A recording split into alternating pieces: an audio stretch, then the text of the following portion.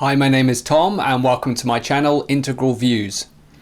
So the legal system is critical with regard to the illegal migration situation in the United Kingdom, right? But the thing is that the legal system is very boring and basically complicated, right? And so what I'm going to do in this video is I'm going to boil down the most important elements. I'm not a lawyer or legal professional of any kind, but I've read probably around 1,000 pages, as will become clear through this video. And what I'll do is, like, as a layman, I'll basically pick out the most important elements and then go through them, okay? So this is the fourth part in my 6-part series on illegal migration in the UK. In the first video, I spoke about my experience with an illegal migrant hotel opening up 200 meters away from my house. Second video, I spoke about the numbers of illegal migrants in the UK. Third video, I spoke about the economic realities of illegal migration in the UK. This is the fourth video, the legal framework, and next I'm going to go through crime. And lastly, I will go through the ideology that got us into this position and the different political policies from the different political parties in the UK. So I have no political affiliations whatsoever. My videos are based on hundreds of hours of research, reading, data crunching, gathering, all that kind of stuff, right? So if you find this useful, please subscribe to my channel, like the video if you find it, interesting and valuable, and let's get into it. Okay, firstly, as we go through this, let's remember that we are ruled by basically human rights lawyers. Sadiq Khan, the Mayor of London, is a career human rights lawyer. Keir Starmer, the Prime Minister of the UK, is a career human rights lawyer. And of course, our Attorney General, Lord Hermer, is a career human rights lawyer. So Lord Hermer, I'm going to do a whole video on this guy, but basically he released this when he came into power, when Keir Starmer appointed him Attorney General. He put out this statement. It says, "A central element of the rule of law is that everyone, including the government, is subject to the law. As such, the government is required to comply with legal obligations arising under domestic and international law. This is affirming in the Ministerial Code, which refers to the overarching duty of ministers to comply with the law, including international law." This guy is huge on international law, and they're all huge on international law. This is what their careers are all about, right? And that's what this video is really about. It's showing how international law globally overtook national law, and thereby basically democracy. The entire parliamentary democratic system has been sort of superseded by this international undemocratic legal system that these people have put in place over time. Further, from Lord Hermer, the guidance explicitly states that the UK government is committed to upholding the duties under international law, including the human rights treaties like the European Convention on Human Rights, the ECHR, the 1951 Refugee Convention, and broader international humanitarian law. So he is so big on this, okay? Just to really ram the point home, Lord Hermer, our esteemed Attorney General, gave a speech to the UN General Assembly. He said, "Respect for international law has never been more important." So yeah, from his perspective. So we start our journey through the international law taking over parliamentary democracy after World War II. So at the end of World War II, of course, there were a lot of displaced people. And so what happened was the invention of the 1951 Refugee Convention. And this was created by the UN. Now, initially, the 1951 Refugee Convention was only supposed to apply to countries in Europe. In fact, in 1951, when it was created, it did only apply to countries in Europe. That was its original intention. And of course, like when we exited World War II, there was a great need for that, right? So there was a lot of disruption, to say the least, across Europe. And so this is what this was sort of brought into to address. But we're just going to look at a few important pieces out of this Refugee Convention. So Article 1, A refugee is someone who, owing to a well-founded fear of being persecuted for reasons of race, religion, nationality, membership of a particular social group, or political opinion, is outside the country of their nationality and is unable, or owing to such fear, is unwilling to avail themselves of the protection of that country. So that's basically a definition of what a refugee means. That was in the 1951 UN Refugee Convention. So to break that down in slightly more simplistic terms, the 1951 Refugee Convention, created by the UN in 1951 obviously, basically determines a refugee, or its definition of a refugee is someone that is being persecuted or is in fear of being persecuted for those reasons of race, etc., that we went through, or even their political opinion, and they're outside of their country and they fear returning for those reasons. So they fear returning to their country for those reasons, then they are a refugee. Just a quick point here. So the 1951 Refugee Convention, it basically excludes some people. So it excludes people fleeing generalized violence, poverty or natural disasters, unless they fit the criteria. Certain individuals are barred from refugee status, such as those suspected of war crimes, crimes against humanity, or serious non-political crimes. So it does have, that kind of balance within it to some extent. Okay, this next bit's really important. So Article 33. So it's the cornerstone, basically, of a lot of subsequent human rights law. No refugee can be returned, what they call refouled, to a country where their life or freedom would be threatened due to the protected grounds. It's considered customary international law now, binding even on non-signatories of the Refugee Convention, and applies at borders, preventing pushbacks. So in the UK context, it means asylum seekers can't be summarily deported without assessing their claims first. Basically, when you think about it from a UK perspective, right, what this means is that anybody who could be sort of at risk of being persecuted for any of those reasons we gave before, political beliefs, religion, race, all that kind of stuff, we can't return them because we've signed this. So if there's basically that risk, if that risk exists, that people who come here illegally would be persecuted for whatever reason in their home country, then it's illegal for us to return them under international law. But some other rights exist for refugees within the 1951 Refugee Convention. I'll just go through them super quick. Right not to be expelled except under certain circumstances, strictly defined conditions. The right not to be punished for irregular entry into the territory of a contracting state. So basically, what that means is, like, if they come here, they can't be punished for coming here. Think about that. So anyone who comes into the UK illegally are basically breaking our laws, just coming in and then staying beyond when they should stay. They can't be punished in any way for that. So that's what that says. The right to non-discrimination, the right to housing, land, etc. I won't go through all the rest, but you can see them on the screen.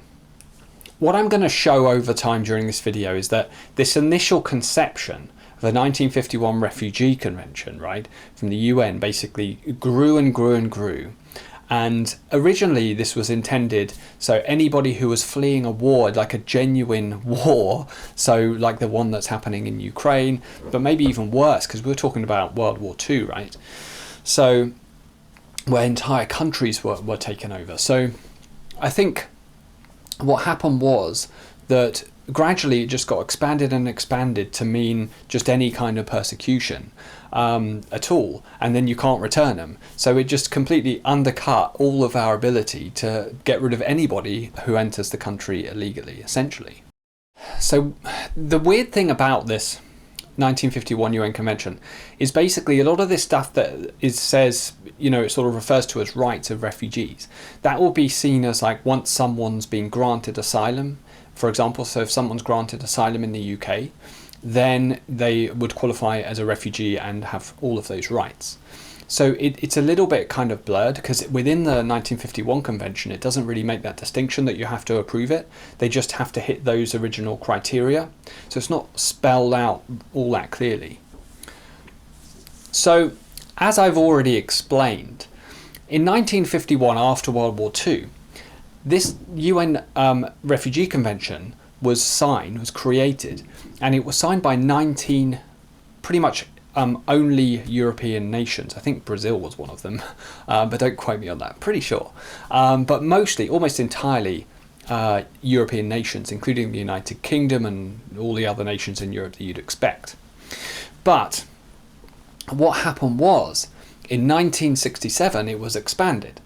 So there was something called the 1967 Protocol, and then it took those rights and that 1951 Convention with all the same material in it that was designed following World War II, and then it applied it globally, right? So it's no longer just for Europe, and then a lot of other countries joined. So 26 other countries joined within 10 years, including the United States. So 1967 Protocol was created that expanded it out, not just sort of applicable for Europe, and then lots of other countries started to join, including the United States.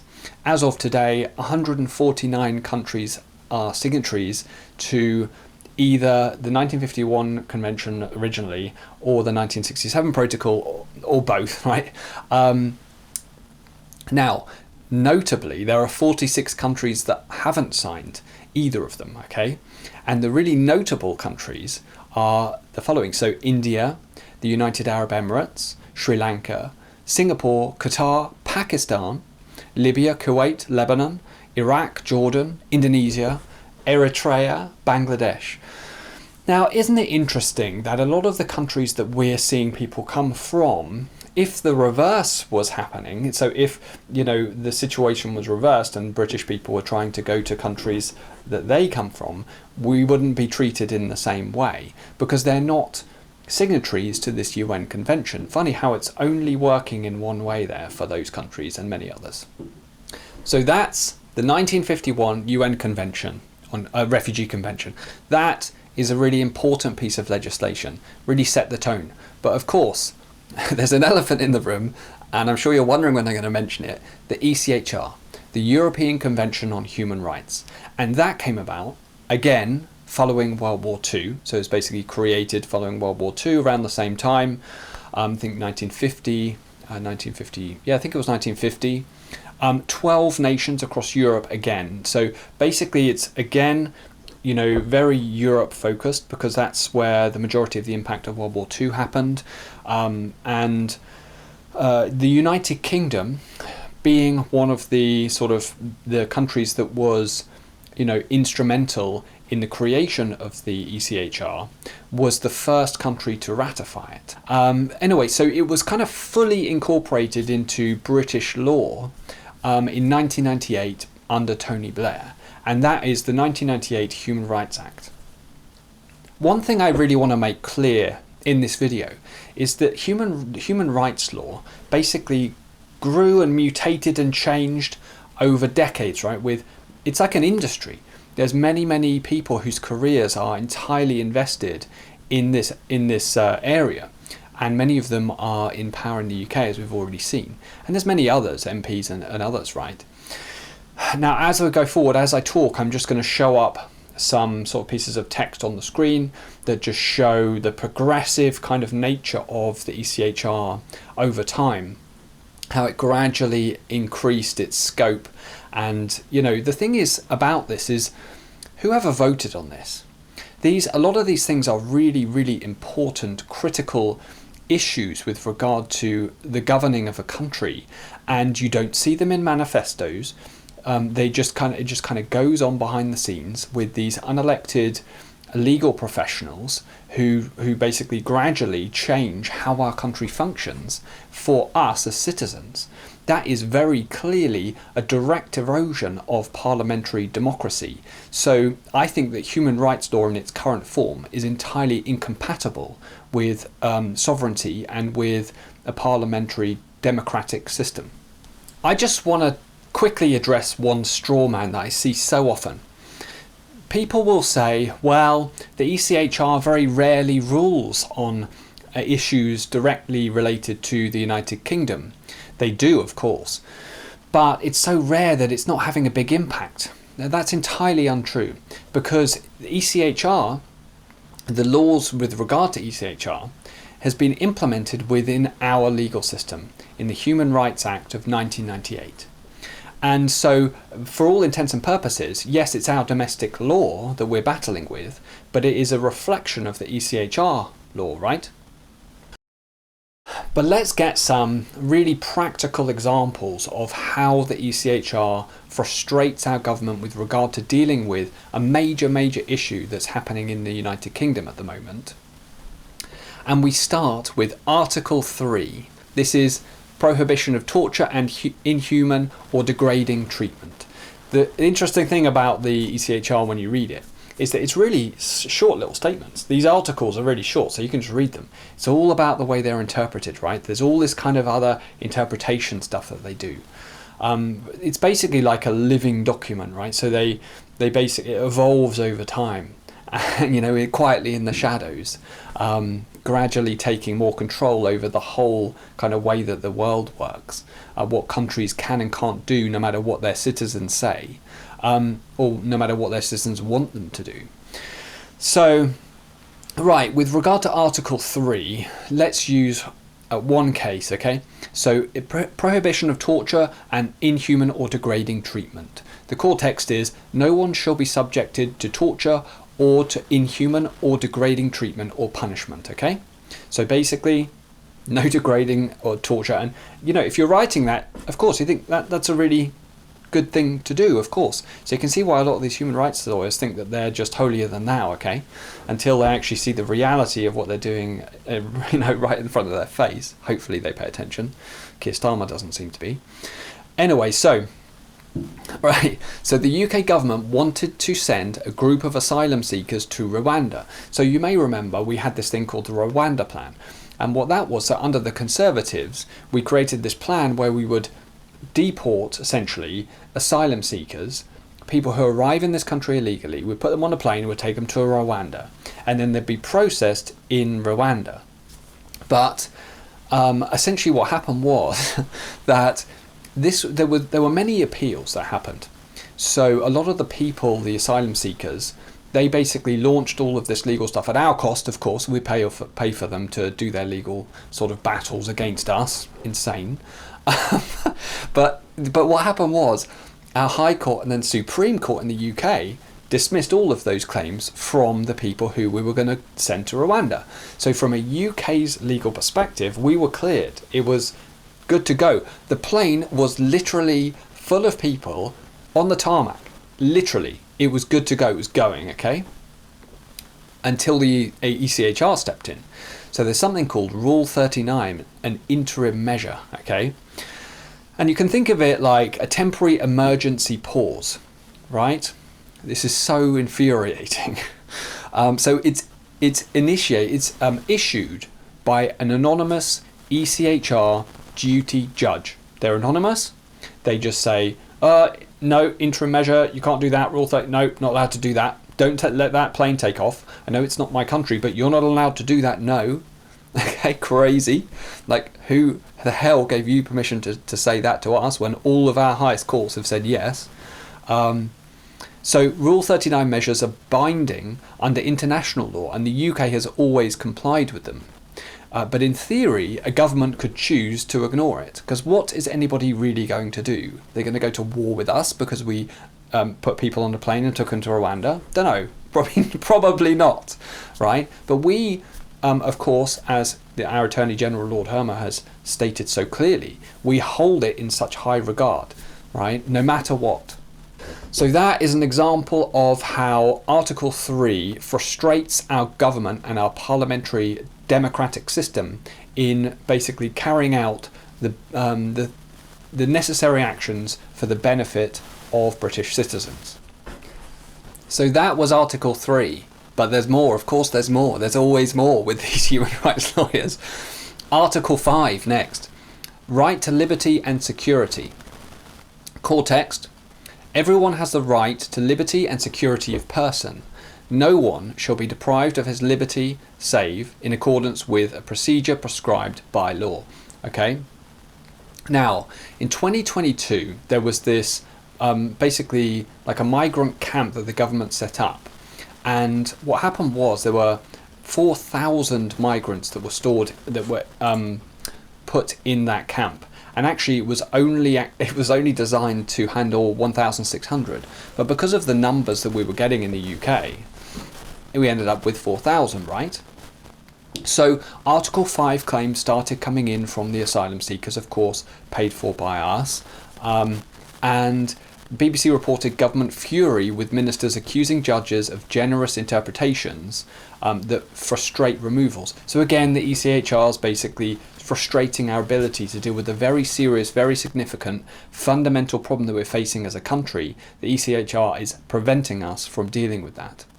Essentially, Article 5 ties ministers' hands on detention based on frivolous claims. So asylum seekers know, look, if you're going to come to the UK illegally, and I just claim after Article 5, Article 3, whatever, I'll just put them all in, then it's very unlikely that you'll end up being deported, essentially. And bear in mind, there are entire law firms, many of which people like Keir Starmer worked for in the past, who work entirely in this area against the British government. So basically, the government started using these the kind of mass storage facilities, that weren't plush hotels. And then Article 5 and many other articles within ECHR law started being used against the government. So now the government puts migrants in 4-star hotels, right? So you see how that kind of developed that situation. And it's costing us a huge amount and putting the safety of people in the UK at risk, families, children, etc. So it's very serious, right? We really need to deal with this. One other thing I wanted to point out in talking about Article 5. So this article here, it says, so last year, it's not 2024, I think this would probably be 2022, a legal migrant received £203,995 in damages from the Home Office for false imprisonment, breach of EU law rights, breach of Article 3 of the ECHR and personal injury, according to law firm Clarendon Park Chambers. So this is being used against us to pay out to people who came here without invitation that we were trying to get rid of. And then on top of that, we've got to pay them hundreds of thousands of pounds. And actually, in this whole case, there was this potential for the UK government to pay millions of pounds out to these people who were found to be not put in nice enough places after they came to the UK without invitation illegally. And if that's not crazy enough for you, now we get into the really juicy stuff. So next, Article 8, right to respect for private and family life. We hear about this so much in the media all the time, almost every day. So, core text, everyone has the right to respect for his private life and family life, his home and his correspondence. Okay. Protects against deportations, disturbing family ties or community integration. For irregular migrants, illegal migrants, it basically allows these spurious claims to be put on, and we're going to go through some blinding ones in a second. So essentially, what this is doing is, it's saying, well, I have a right to private and family life. And so if I've got a family, or if you're going to negatively impact my private, nice life that I've got, then you can't get rid of me. And that's what's happening. It's absolutely crazy. So now let's look at this infamous case, right? The chicken nugget case, the chicken nugget immigrant case. So an Albanian man was convicted of drug offences, serving a 12-month prison sentence. So comes here illegally, then gets arrested for drug offences. So a criminal, from Albania, successfully appealed his deportation under Article 8 of the ECHR. Thanks a lot, ECHR. Really going well, isn't it?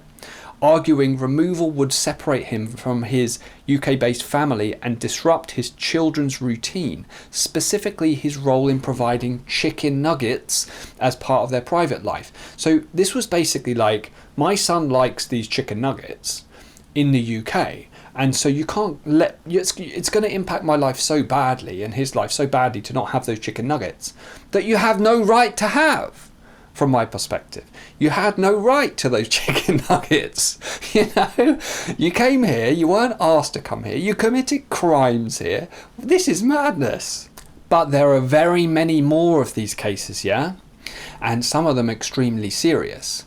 Anger as child wins 10-year asylum battle to avoid deportation to Eritrea and stay in the UK in one of the more than 360 immigration rulings made in February and March. So this is an industry, my last video, go check it out, where I talk about the economic cost. I show how there was 108,000 asylum claims and 36,500 appeals just last year, clogging up our court system, costing us huge amounts of money, right? Leading to us not being able to process cases fast enough. So it has all of these negative impacts. It's absolute madness. So this worst kind of criminal, we can't deport him because of this Article 8, right? Because we're going to impact his life too negatively. So he has to be allowed to stay.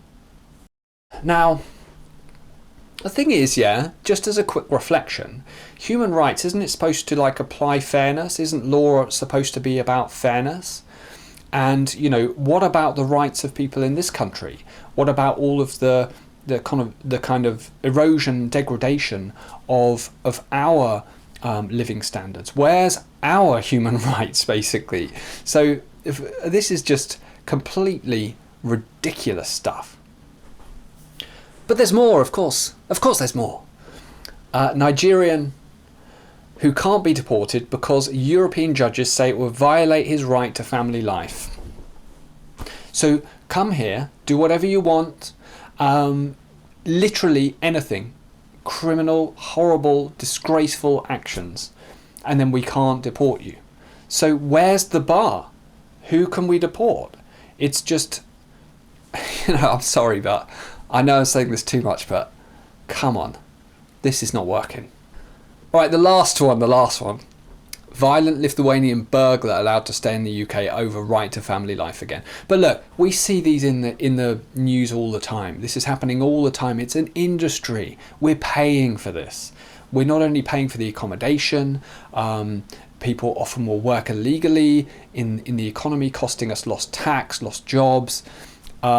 And also we're paying for all of the legal fees as well. And we're having to see this complete unfairness that's happening in our society on a daily basis.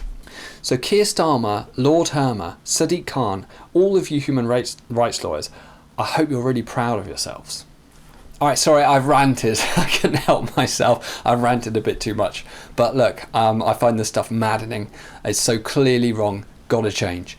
Anyway, so through reading all that, I read all of the 1951 Refugee Convention, read the ECHR, and I read a whole bunch of other stuff as well. So there's all these different pieces of law in the UK, but I'm not going to go through all of it. You got the core bits there, the gist, right? Those are the most important things, because what happens is when you've got those big overarching international agreements, they then proliferate through the legal system. And precedents are set, and then it basically kind of builds on itself over, you know, migration acts and then border force acts and illegal migration acts. It's just, you know, originally I was going to go through all of it, but you don't want me to, trust me. But the point I got to was, then I wanted to look at what the think tanks are saying, because a lot of very intelligent people are basically aware that this is not working. And they're working diligently on how do we get out of this situation, right? So one of the first ones I looked at was this document, which I really enjoyed because, you know, after reading all the stuff, it was like a breath of fresh air to read this. It's 80 pages, it's pretty dense. But, you know, if you're into that stuff, go check it out. Future of Human Rights Law Reform from the Policy Exchange. I just wanted to pick out a couple of statements from this.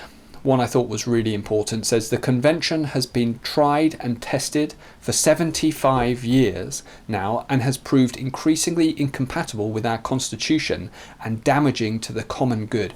And that is so important, the common good, because we lose sight of the common good, right? It's my opinion that this is not for the common good.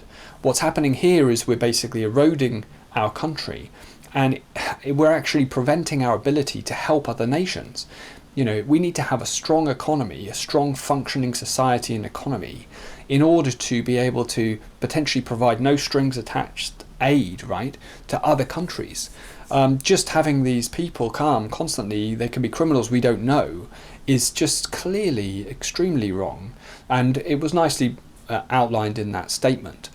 One other quick statement that I'll go through from this document is this. So first, the changes that the Human Rights Act and the ECHR set in motion have worked systematic damage to our constitutional arrangements and rule of law, with its insistence on legal predictability in particular, and they continue to do so.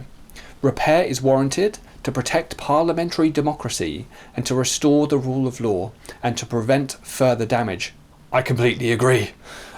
Second, the practical effect of European human rights law is to make it ever more difficult for ministers, parliamentarians and officials to develop and to implement policy and new law that is suitable for effectively addressing the many serious challenges that we face as a society, or that we are likely to face in the future.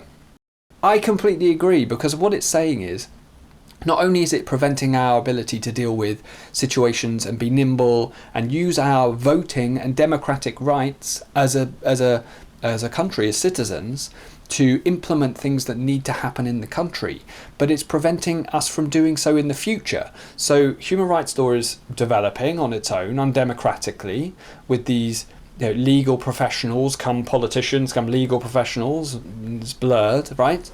And they're just developing the way the world will work. And to hell with your democracy. So yeah, we have to get rid of this. And the next think tank document, I'm not sure if I can call them a think tank, more a movement I think they like to be called, is from Restore Britain. And this is maybe a bit more of a controversial one, shouldn't really be. It's called Mass Deportations, Legitimacy, Legality and Logistics. The authors are Harrison Pitt and Rupert Lowe.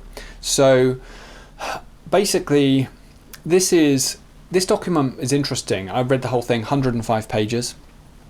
So basically what this document did was, not only did it go through the legal elements, and there's a couple of things I want to point out there, but it kind of built this whole plan from an economic perspective, and then it made a case for why we should do this. It also showed that it has a large amount of support across the population in the UK of British citizens. But I just want to take a couple of examples. Go read it if you want to read it. So a couple of examples here that I wanted to pick out just to demonstrate that we've got that 1951 Refugee Convention and the 1967 Protocol, right? And then we've got the ECHR that's just evolving over time, grabbing ever more power, yeah?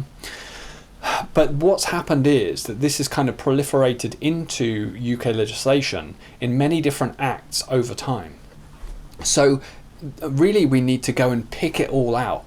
And so in this Restore Britain document, it gives some examples. We've got the Immigration Asylum Act of 1999, we've got the Nationality, Immigration and Asylum Act of 2002, UK Borders Act 2007, Border Citizenship and Immigration Act 2009, Equality Act 2010. There's many. It's like it's a massive web. And ultimately, we've got a certain amount of time now before the next general election where we can get clarity on exactly in detail what has to happen, what has to be repealed in its entirety, and what the process is. And this is a good first step in getting toward that position. And lastly, of the think tank documents is this one, How and Why to Leave the ECHR, by Suella Braverman and who else? Guy Dampier. So this was my favourite. I think Suella's a genius, just my opinion. And like, as far as it's possible to enjoy this stuff, and don't get me wrong, it was a deep rabbit hole for me, and it wasn't particularly pleasant. But this document was well written, and obviously comes from a place of a lot of thinking and research, and expertise, right? So what I wanted to mention out of this document is how this impacts our relationship with Northern Ireland, and more importantly, Northern Ireland's relationship with Ireland. because the Belfast Agreement refers to ECHR, so it refers to rights within the ECHR. So a lot of criticism will come up with regard to leaving the ECHR that says you can't do that because it is the basis upon which the Belfast Agreement that maintained peace between Northern Ireland and Ireland is based upon, right? And that was really a big part of what Tony Blair did in 1998 when the Human Rights Act was created. It was taking ECHR law, putting it into British law, and then that formed the basis of, it's kind of referred to, right, within the Belfast Agreement. But the thing is that what this document argues, and a couple of the others actually, the other documents talk about Northern Ireland as well, by the way, because it's a really critical thing and we really got to get a handle on it. What they basically say is, you know, the Northern Ireland protocols, all of the kind of the agreements, Belfast Agreement, there's been various amendments through time. So we can change it so that it doesn't refer specifically to the ECHR, but nevertheless it's the same rights that are protected, okay? But I think that in reality we've got to face up to the fact that when we try to extract ourselves, there's going to be a lot of pushback, a lot of kind of, you know, a lot of people's lives who are trained lawyers, career lawyers and politicians, they depend on this whole industrial system of human rights, okay? So there's going to be a huge amount of frustration and difficulty, even if it's unnecessary, there will be.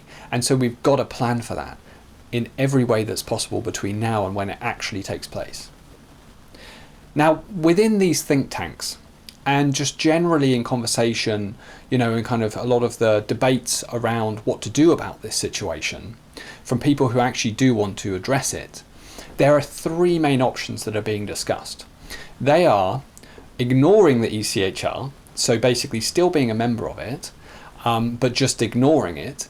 And this is called principled defiance.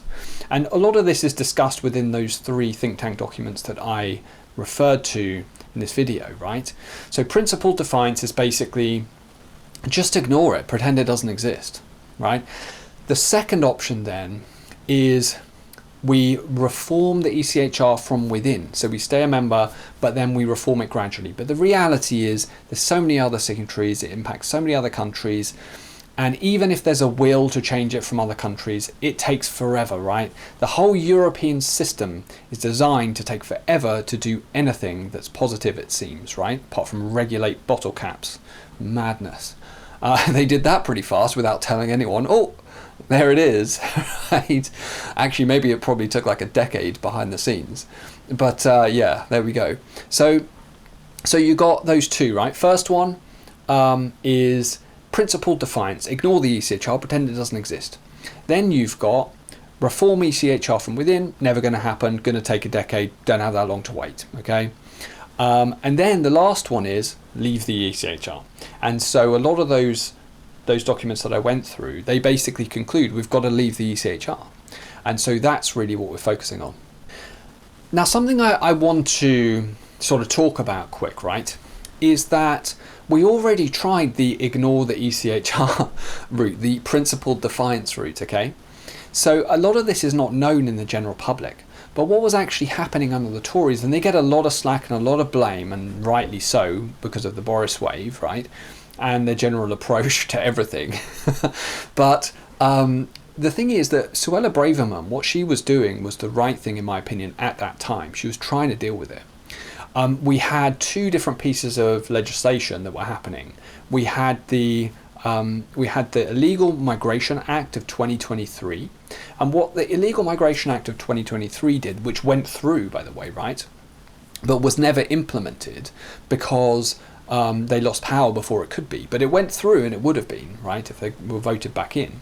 What that document did was it disapplied a lot of human rights law to people who break into the country illegally, people who arrive on small boats without any right, basically. Those rights won't apply to them. So that's what she did, and that's why migrants started building up, first of all, in those kind of containers near the docks, and then within hotels. That was happening because it was basically waiting to then not have the application of human rights law to them, not hear their cases, and then deport them to Rwanda.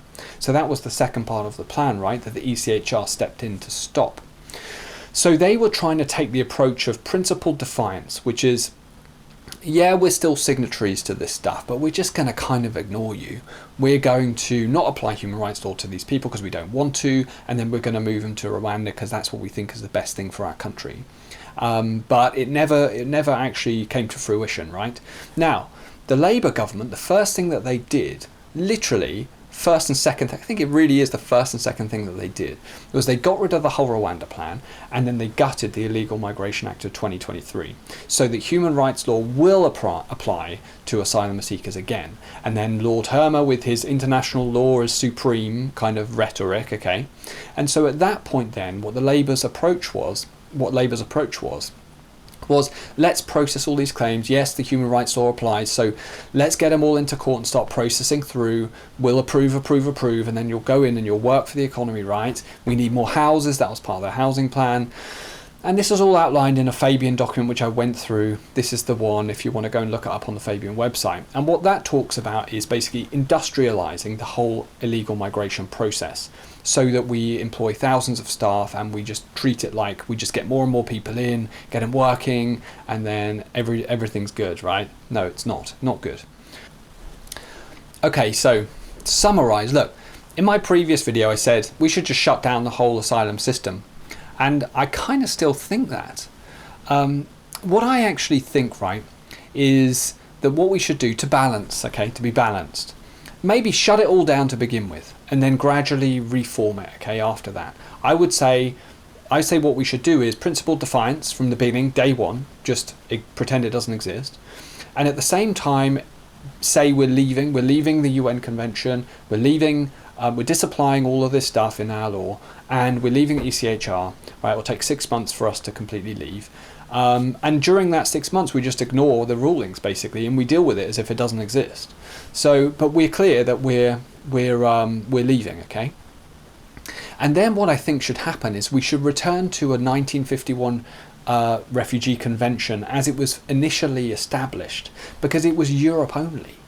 And so we should develop these refugee situations that are continent specific. So for example, in Asia, right, they can have their own refugee convention. Europe can have its own, North America, South America, etc.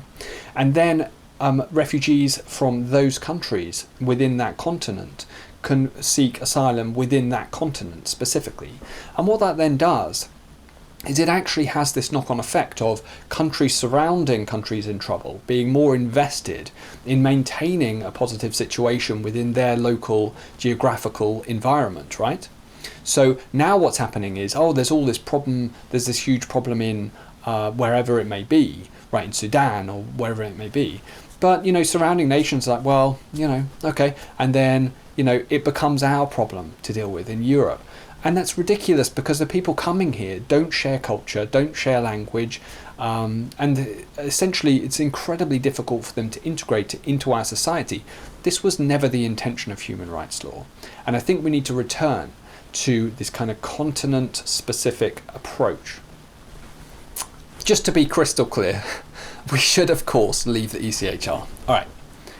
And the UN Convention. Now, and all of those other bodies, wherever they may, I don't care. Leave them all. I don't care.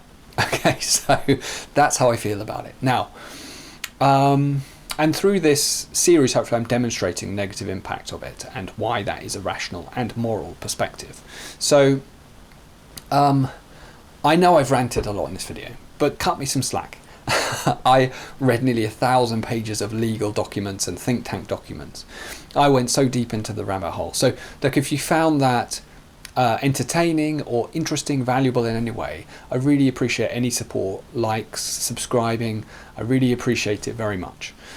Okay, thank you so much for watching, especially if you got to the end of this video, because I know it was maybe quite a long one. But yeah, thank you so much for watching. Another one coming up. Until then, cheers.